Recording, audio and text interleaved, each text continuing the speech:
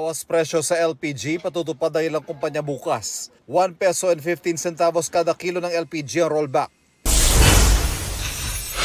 Pagulan ng yelo o hailstorm naranasan sa Baguio City, kasunod na malakas sa ulan. South Cotabato, isinailalim sa state of calamity dahil sa tindi ng pinsala ng El Nino.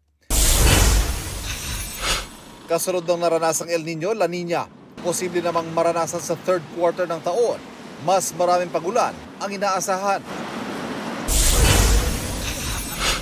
Mga di pa nag-consolidate na jeepney, ituturing ng kolorum simula bukas pero hindi muna ulihin. Pero padadalhan muna sila ng notice para magpaliwanag. Mga hakbang para maparaming electric vehicles pinamamadali na ni Pangulong Marcos. Karamihan sa mga gustong paramihin ang mga pampublikong sasakyan na e-vehicle. Manila International Airport Authority nagpaliwanag kaugnay sa sirang escalator sa NAIA na nais pa imbestigahan ni Senate President Juan Miguel Zubiri. Sabi ng MIAA, nagkaaberya sa pagkumpuni nito dahil sa problema sa availability ng pyesa at delivery.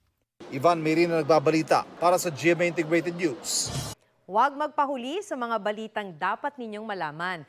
Mag-subscribe sa GMA Integrated News sa YouTube. Sa mga kapuso abroad, subaybayan nyo kami sa GMA Pinoy TV at sa www.gmanews.tv.